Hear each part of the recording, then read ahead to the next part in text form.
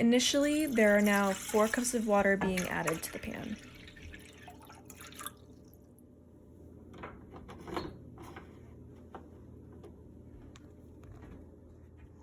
Once the heat was turned on and the water was set in the pan, I then added a 4th cup of vinegar, white vinegar, to the pan to boil.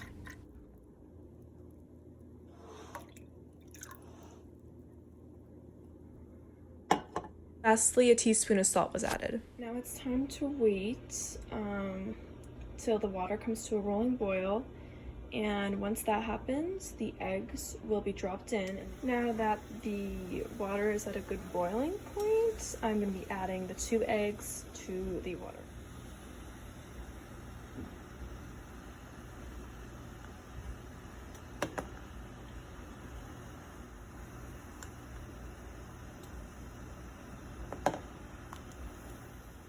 So now the eggs are in, they'll be in there for, one will be in there for a time of about 6 minutes, and then the other one will be in for about 10 minutes, just because there are a lot of different recipes with different times about when you should let them out, and I'm just gonna see the different time lengths and see how that'll play out. In the meantime, I will be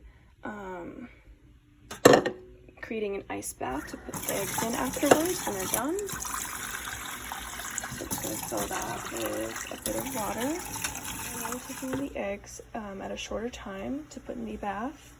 And then that'll be my testing for a shorter time length, while the other one will be in a little bit longer. It's been about 7 minutes right now, so it's a little bit longer than I had said originally. The egg has been in for about 11 minutes, and I will now be taking that out and placing in the water bath. So here I have the 2 eggs, each first taken out at separate times, just to see what would happen, how they would differently come out. And so now I'm gonna peel them. Hopefully it works out pretty well.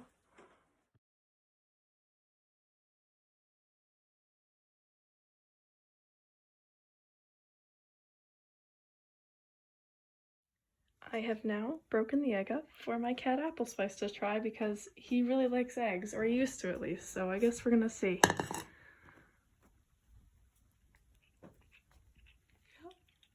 Oh, looks like he likes it.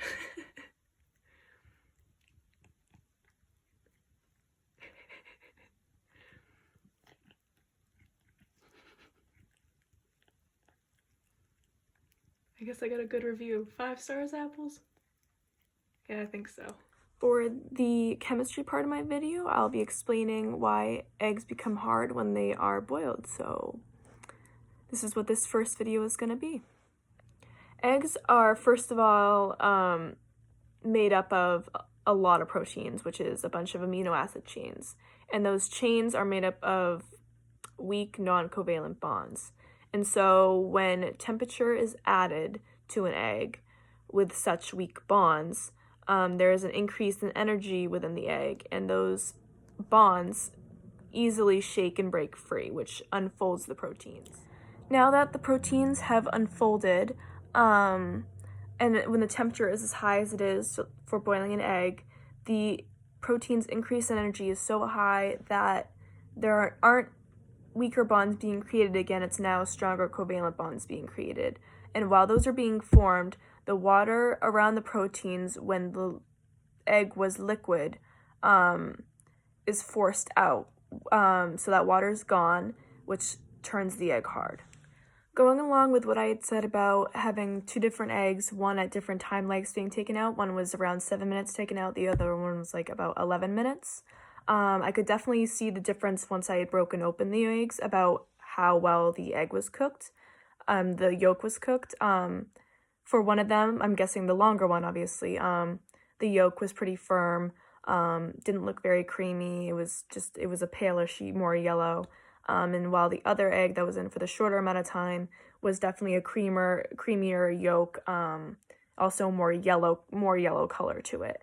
And in terms of talking about how heat relates to that, it's clear that the amount of heat and the amount of energy put in definitely creates a difference in how much the egg is cooked through. Now on to the addition of vinegar and what that does for the helping of later peeling the eggshells off the boiled egg. So as we know, vinegar is acidic, and when vinegar is added, it creates an acid-base reaction between the bases of the egg, which is calcium carbonate, and the acid of the vinegar. And so I had added that to the pan of water along with some salt in the beginning for that to boil, and then put the eggs in. Overall, that's supposed to help just with the later peeling of the eggshells, make it easier so it's not as tough to get around it. And so when the vinegar is added, the base of the eggshell, which is solid calcium carbonate, is then broken into its parts of calcium and carbonate. And so the calcium ions are being dissolved while the carbonate is just creating the bubbles surrounding the egg, which in my pan there were some bubbles. You could tell that the vinegar was in there and creating those, not just the boiling bubbles, but also the vinegar bubbles. And so through the process, the membrane of the egg is untouched and stays intact, while the base of the shell is being broken up, the counterparts being broken up, which is creating the eggshell to be weaker overall, which makes it easier to crack and then peel later. So I hope the video was enjoyable. I had fun making it, and it's been a great lab, and I'll see you guys next year.